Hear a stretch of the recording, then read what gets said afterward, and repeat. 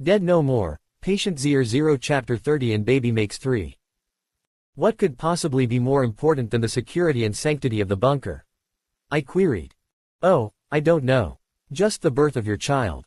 My water just broke, yelled M. The baby, I exclaimed as I tightly held her hand. Just then an explosion went off at one of the escape hatches. Doc, we just had an explosion at the hatch near the windmill, shouted Brian over the comm. Are we under attack? I asked. I don't know. Me and Henry are headed there now, said Brian. Go. Take care of this place, said M. I'll be in good hands with Eli and the rest.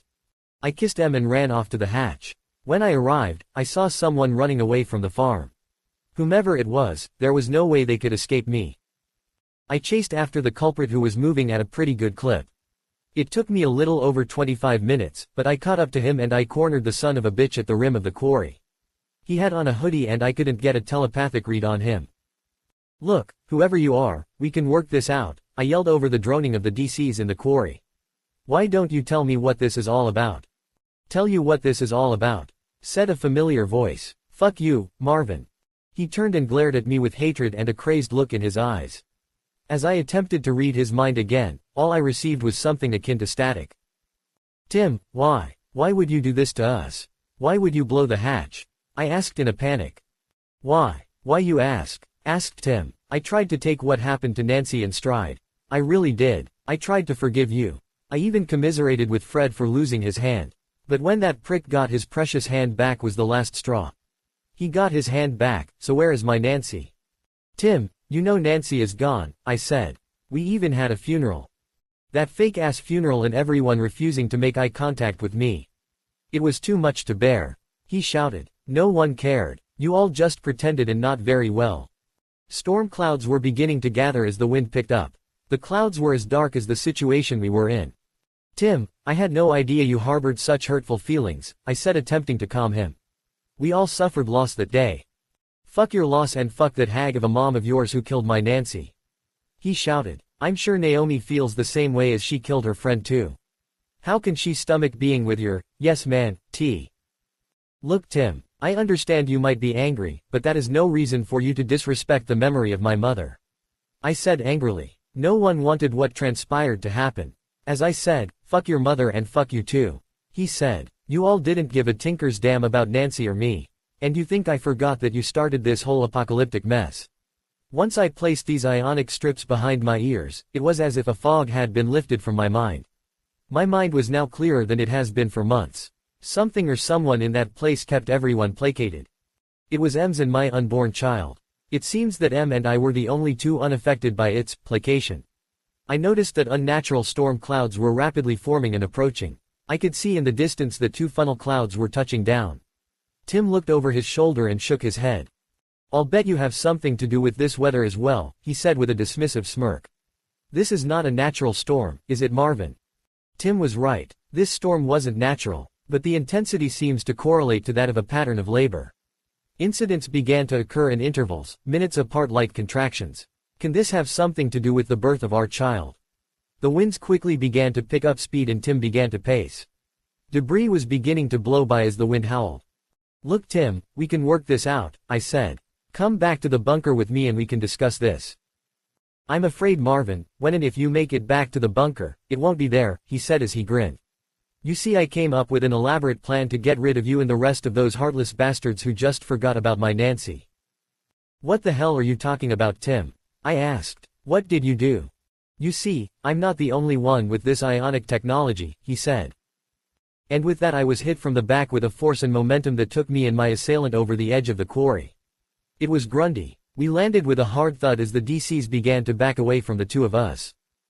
Doc, Senator Harrington was none too happy when you cheated him out of what you agreed on, said Grundy. Imagine how we felt when one of your own contacted us with a plan to wipe you all out. Needless to say, the good senator was ecstatic. And when Timothy told us he could also secure us samples of the serum, well, that just made our respective millennium. Grundy's mannerisms and diction were elevated. His musculature seems to be more developed since the last time I saw him. I peered at him on the molecular level. It was as I feared. Guess what Doc? I know what you're thinking, teased Grundy as he laughed. Yes, I took your serum. So has the senator and so has Cisco. We're better, stronger and faster too. I quickly blocked all attempts of Grundy and anyone else from reading my mind. The only drawback is that this also cut me off from those in the bunker. Grundy and I circled each other like two kids in a schoolyard ready to fight at recess in the midst of thousands of the dead who droned on in a perfect circle around us. "Well Doc, as you can see, I now truly can control the dead," said Grundy.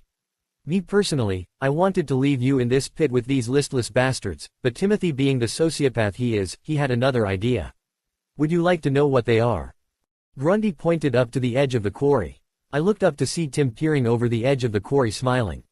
He then held up a device of some sort. Still the winds were picking up something fierce. I could tell that this was unnatural and was somehow linked to my child. "Well, I won't keep you in suspense any longer Doc," said Grundy. "Timothy wants these DCs in your camp. He adamantly insisted on it. What about the innocent survivors that are there? What about the children?" I pleaded. "My wife is at this moment giving birth to our baby." "Well, I guess since you can no longer read my mind, I'll have to tell you what I'm thinking, Doc," Tim explained. "Fuck your wife and that baby. I want everyone in that place dead." Tim had obviously succumbed to psychosis. The mental anguish of not healthily dealing with Nancy's death pushed him over the edge. Just another bead in the string of failures on my part for not psychologically screening the people to whom I gave these abilities. That was the impetus needed for me to forego this charade any longer. To be honest, I think I kind of lost it when those words escaped his lips. With that, Tim pressed a button on the device and an explosion cleared a lot of the debris that blocked the path from the quarry. Grundy motioned and the DCs began their march. I could no longer attempt to pump them for information. I had to act swiftly. In the blink of an eye, I was on Grundy removing his ionic strips. I easily overpowered him and I reached into his mind and for all intents and purposes, turned it off.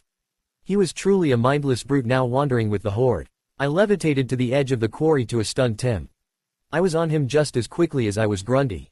I quickly removed the strips and shoved him to the ground. "You shouldn't be able to do that," he shouted. "You shouldn't have these abilities. I'm going to kill you and every member of your family." "Tim, you crossed the line when you insulted my mother," I said as I reached out to him with my mind ignoring the pain brought on by the ionic strips as my eyes began to glow. "But when you disrespected my wife and my unborn child, you signed your own death warrant. If there is one lesson to be learned from all of this, it is, don't fuck with my family." I levitated Tim into the air as the DCs stumbled by me as if they were on a singular mission oblivious to us. Tim kicked and struggled in vain as the wind whipped debris, branches and dirt all around us. I focused my entire attention on Tim as I began to separate his molecules. The pain was excruciating for me as well as Tim, but I fought through it to end this threat to my family. I had yet to get a true hand on molecule manipulation. This was really complex and I was treading into a dangerous and dark territory. Screamed Tim both physically and mentally as his molecules slowly began to separate and he dispersed into nothingness. The process sapped me of my strength as it took me quite a while to compose myself. I fell to one knee as the DCs continued on with their last command from Grundy. I tried to link with someone, anyone, back at the bunker but I had no success. It was difficult to run in winds of this storm in my current condition. At the rate that they were moving and the time allotted for them to travel and the vector they were heading, I estimated that approximately 600 DCs had made it to the bunker. I trudged on pushing myself to get back. When the farm was in view, I saw Joshua, Henry and Brian fighting relentlessly to push back the herd that was on the farm. It was strange that there was an air of calm on the farm as far as the weather was concerned. No wind, no storm, just the droning of the DCs. "Dad, they made it inside. There were more bombs and the DCs made it inside," screamed Joshua as tears streamed down his face. "They got the kids. They got Louis, Elsa, Jim Jr. and Billy. They're all dead." My heart sunk. Luis, Myrna, Jim, Ariel and Jamie must be devastated. I continued on into the bunker. It was wholesale slaughter as I had to step over the bodies of the DCs and those of whom we were supposed to protect. I ran into T and Leon as they were pushing back about 30 DCs, dropping them left and right. I joined in to help clear the bunker sooner, rather than later. We crushed skulls like they were little more than styrofoam cups destroying the brains. We went from room to room eliminating the DCs and picking up any enhanced along the way to assist with the effort. I was making my way to the med bay when Joshua reached out to me frantically. "Dad, you have to get out here," he said in a muffled broadcast. "Cisco has found us." I raced back topside as quickly as I could, only to witness Cisco plunging his hands through the chests of Brian and Henry, and simultaneously pulling out their respective hearts. "I'm such a heartbreaker, ain't I?" he said in all of the sliminess he could muster. Like Grundy, Cisco was also more muscular and more advanced mentally. To what extent, was unknown to me due to the technology that blocked my scans. I saw Joshua lying face down on the ground with a bronze-colored ionic collar on his neck. He must have gotten the message to me prior to that bastard putting that collar on him. Blood was pouring from Joshua's nose and mouth. I deduced that unlike the strips that prevent telepathy from being used on the wearer, these collars prevent the wearer from using their abilities. As Cisco put his boot on Joshua's neck, I kneeled down and placed my hands on the shoulders of both Brian and Henry. At that moment, I sent out a little psychic SOS of my own. "This is between you and me, Cisco. Let the boy go," I said as I began towards him. Said Cisco, as he stomped on Joshua's back. I heard and saw a few cracked vertebrae. "I will pull out his spine, unless you put this collar on." I attempted to push him away with telekinesis to no avail. He didn't budge. He tossed me the collar and it landed at my feet. "You see, Doc, first you put on the collar and then I beat you so bad that you will beg for death," he said. "And once I leave you lying, I'm going inside and will have my way with every woman I see.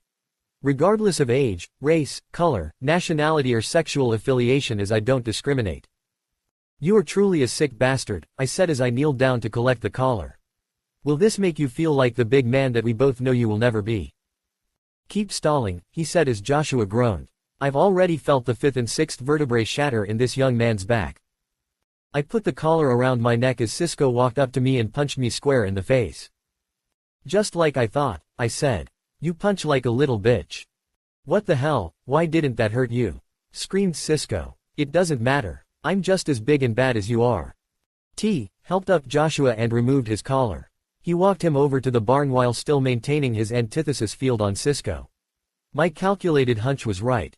The ionic strip technology does not work on T's antithesis field. He was able to negate Cisco's abilities. I punched Cisco in the stomach and met his nose with a knee lift. I went for a leg sweep and he countered with a front kick to the sternum. I fell back and used the momentum to complete a back handspring onto my feet. Cisco charged me, wildly swinging as I dodged his attempts to connect with a haymaker. I countered with an uppercut, but he caught my arm under his and dislocated it from my shoulder. That crunching sound was as horrible as the pain was excruciating. Just then a DC stumbled into our area and as it hit T's field, it fell face first onto the ground. With that distraction, Cisco performed a roundhouse kick right to my stomach. "What happened to the big, bad doc that knows how to fight?" chided Cisco as I fell to one knee. "Where's that asshole?" He rushed in and was met with a head lift to his chin. When he fell onto his back, I leapt into the air and landed on his chest with both feet driving the air from his lungs. As Cisco laid there unconscious, I pulled the collar from my neck and placed it on his. T reined in his antithesis field as I felt my shoulder snap back into place. Joshua was now on his feet as he stretched and adjusted his back as his vertebrae snapped back into place. "He's here, just waiting for the right moment to kick your ass," I responded. I surveyed the wanton devastation visited upon this place by one misguided, bitter individual who was used by evil. Did Tim really have to die? How would I broach this with the survivors? Thinking about the survivors, how do I face the Rodriguezes, the Carters and Jamie? I have to check on Em and the baby. Just then the storm stopped and the clouds parted to reveal stunning shafts of light from the sun as it shone through the clouds. The dead that was streaming in from the quarry abruptly began to change direction. I don't think I've seen them do that since this whole thing started. It was then that Eli reached out to me telepathically. "Doc, congratulations. Em gave birth," he began. "She had to be continued." This is the early iteration of what ended up becoming a novel. The novel version has more characters and better development. The novel is $10 on Amazon. Search for Dead No More, Patient Zero. Make sure you mark the O in Zero as the number 0 with the name Dennis Fields. There are 5 books in total and goes on an interesting ride.